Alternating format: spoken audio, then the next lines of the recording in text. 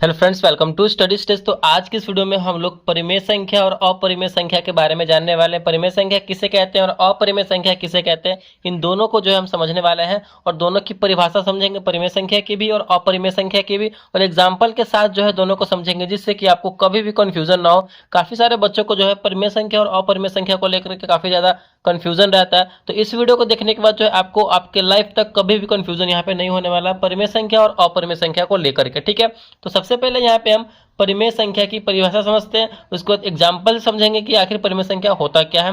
तो परिमेय संख्या को इंग्लिश में हम लोग बोलते हैं रेशनल नंबर। ठीक है, परिमेय संख्या को हम लोग इंग्लिश में बोलते हैं, इसका नाम क्या होता है, तो रेशनल नंबर है परिमेय संख्या, रेशनल नंबर। अब हम परिमेय संख्या की परिभाषा जानते हैं कि परिमेय संख्या आखिर कहते हैं किसे हैं। ठीक है, तो वे संख्याएं जिन्हें P/Q के रूप में लिखा जा सकता है तथा Q जो है कभी भी 0 के बराबर नहीं होता है, वैसी संख्याएं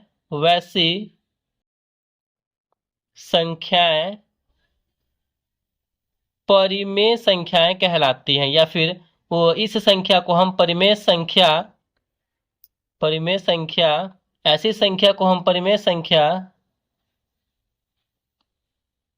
कहते हैं। ये हमारा जो है इसका परिभाषा है, डिफिनेशन है, एक बार पढ़ते हैं इसको। परिमेय संख्या वैसी संख्याएं जिन्हें P/Q यानी हम फ्रैक्शन के रूप में, भिन्न के रूप में, बटे के रूप में कोई भी संख्या को लिख सकते हैं, यानी लिखा जा सकता है, वैसी संख्या को हम परिमेय संख्या बोलेंगे। यहाँ पे एक शर्त क्या है, वो बटे वाली जो संख्या होगा, जो Q वाला संख्या होगा नीचे वाला, वो कभी भी 0 के बराबर नहीं होगा, यानी वो नंबर कभी भी 0 नहीं होगा। ठीक है, तो वो संख्या जो है हमारा परिमेय संख्या हो जाएगा। एग्जाम्पल यहाँ पे देखिए, एग्जाम्पल से हम समझते हैं कि आखिरकार ये एग्जाम्पल में कैसे क्या एग्जाम्पल यहाँ पे हम लोग समझते हैं। देखिए, एग्जाम्पल में हम कोई भी नंबर ले लेते हैं, 5-7 एग्जाम्पल समझेंगे जिससे कि आसानी हो आपको समझने में। कोई भी नंबर ले लीजिए, 2/3। यहाँ पे हम 2/3 लिए हैं, ये क्या है, तो ये एक परिमेय संख्या है। ये परिमेय संख्या है। आप बोलेंगे कैसे है ये परिमेय संख्या हो गया, क्योंकि 2/3 जो है पूर्णांक संख्या है। पूर्णांक संख्या कहने का मतलब क्या होता है, 0 से लेकर 1 2 3 4 5 गिनती संख्या, उसमें माइनस वाला संख्या भी हो जाएगा। ठीक, इन सारे नंबर्स को हम पूर्णांक संख्या बोलते हैं। तो 2/3 एक पूर्णांक संख्या और ये P/Q के रूप में भी है, तो हमारा ये परिमेय संख्या होगा। क्योंकि यहाँ पे परिमेय संख्या क्यों होगा, क्योंकि 3 जो है 0 के बराबर ये नहीं न है, 0 के बराबर नहीं है, तो इसलिए जो है ये परिमेय संख्या होगा, बटा के रूप में है। चलिए और एग्जांपल लेते हैं, यहाँ पे और एग्जांपल ले लेंगे हम। माइनस वाला नंबर भी होगा, माइनस अगर 5/7 है तो ये परिमेय संख्या है, बिल्कुल है, ये भी हमारा जो है परिमेय संख्या है। ठीक है, ये भी हमारा परिमेय संख्या, माइनस में रहे या फिर प्लस में रहे या फिर 0 में रहे, हमसे कोई मतलब नहीं है, बस कैसे कैसे ये हो रहा है ये समझते चलिए। जैसे कि आप कोई भी नंबर देखेंगे, आपसे बोला जाएगा, पूछा जाएगा कि ये परिमेय संख्या है कि नहीं है, बताइए, तो आप 1 सेकंड में चुटकी में यूं बता देंगे। ठीक है, तो यहाँ पे और भी नंबर ले लेते हैं, जैसे कि अगर 8 ले लेते हैं, सिंपल 8, कोई भी नंबर अगर ले लेंगे, जैसे कि 3 ही लेंगे, तो अगर हम 8 लेंगे तो 8 आपसे पूछा जाएगा परिमेय संख्या है, बिल्कुल है, क्योंकि 8 है। 8 के नीचे हम कुछ भी नहीं रहता है तो 1 लिख सकते हैं, बिल्कुल लिख सकते हैं। तो 8/1 यानी ये भी हमारा P/Q के रूप में हो गया, तो ये भी हमारा जो है परिमेय संख्या हो जाएगा। ठीक है, परिमेय संख्या हो जाएगा। अगर यहाँ पे 3 रहता है तो 3 के नीचे कुछ भी नहीं है, यानी 1 आ जाएगा हमारा, तो ये भी हमारा जो है परिमेय संख्या हो जाता। ऐसे हमें यहाँ पे देखना है चीजों को। ठीक है, अगर यहाँ पे कोई और ले लेते हैं, जैसे कि 0 हमारा परिमेय संख्या है। अब 0 हमारा परिमेय संख्या है, बिल्कुल है, क्योंकि अगर 0 है यहाँ पे, अगर 0 के नीचे कुछ भी नहीं है तो हम 1 लिख सकते हैं, यानी 0/1, ये भी हमारा बटे के रूप में हो गया, ये भी हमारा P/Q के रूप में हो गया। यहाँ पे आप लोग बोल रहे होंगे, सर अभी तो आपने बोला कि Q जो है कभी भी 0 के बराबर नहीं होगा, तो हमने क्या बताया है, Q यानी ऊपर वाला P हो गया, नीचे वाला Q, तो ये वाला जो है नंबर हमारा कभी भी 0 नहीं होना चाहिए, तो वो हमारा परिमेय संख्या नहीं होगा। ठीक है, तो यहाँ पे यहाँ पे नीचे तो एक है, यानी 0/1, ये हमारा बटे के रूप में है, तो ये भी हमारा जो है परिमेय संख्या, यानी 0 भी हमारा जो है परिमेय संख्या होगा। ठीक है, आई होप ये आपको समझ में आ रहा होगा। अगर कोई माइनस में नंबर हो तो वो परिमेय संख्या होता है, बिल्कुल होता है। जैसे कि ले लेते हैं, अगर -9 है, ये परिमेय संख्या है, बिल्कुल है। कैसे?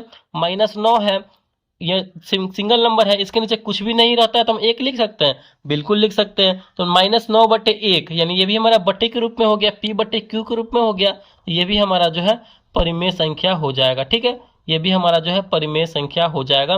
तो यहाँ पे आपने जो है परिमेय संख्या को बहुत ही आसान तरीके से समझा है। यहाँ पे मैंने समझाने की कोशिश की है कि वैसी संख्या है जिन्हें P/Q के रूप में लिखा जा सकता है, और कभी भी जो है नीचे वाला नंबर Q वाला जो नंबर है वो 0 नहीं होना चाहिए। ठीक है, तो वैसी संख्या हमारा परिमेय संख्या कहलाता है, रेशनल नंबर कहलाता है। ठीक है, चलिए परिमेय संख्या को लेकर के आपका सारा डाउट यहाँ पे क्लियर हो गया होगा। अब यहाँ पे हम लोग समझते हैं अपरिमेय संख्या किसे कहते हैं। अगला है हमारा अपरिमेय संख्या। अपरिमेय संख्या क्या होता है, अपरिमेय संख्या किसे कहते हैं? अपरिमेय संख्या को हम लोग इंग्लिश में, इसका नाम क्या होता है, तो इसका इंग्लिश में नाम होता है हमारा इरेशनल नंबर। ठीक है, इरेशनल नंबर, इरेशनल नंबर।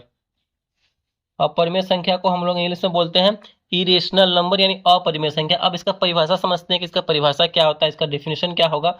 वे संख्याएं, वे संख्याएं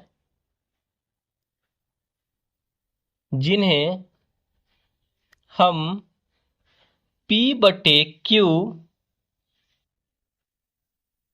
के रूप में नहीं लिख सकते हैं। ठीक है, नहीं लिख सकते हैं।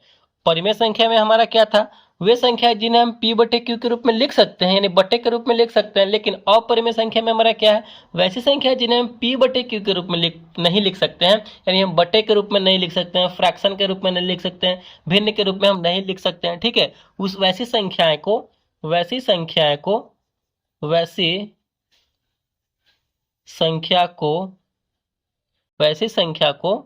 अपरिमेय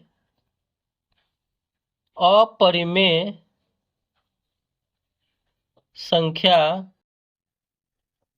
कहते हैं।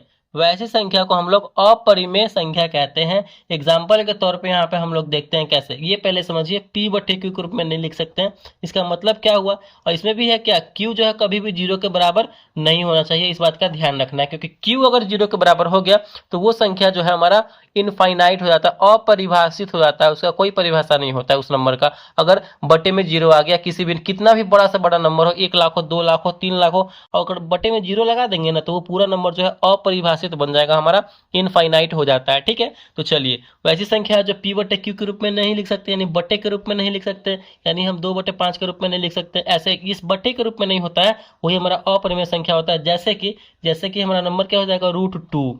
वो √2 को बटे के रूप में नहीं लिख सकते हैं, नहीं लिख सकते। अगर √2 को अगर हम तोड़ेंगे, इसका मान का अगर निकालेंगे तो कितना आएगा, मान 1 पॉइंट, मतलब दशमलव में इसका मान आएगा।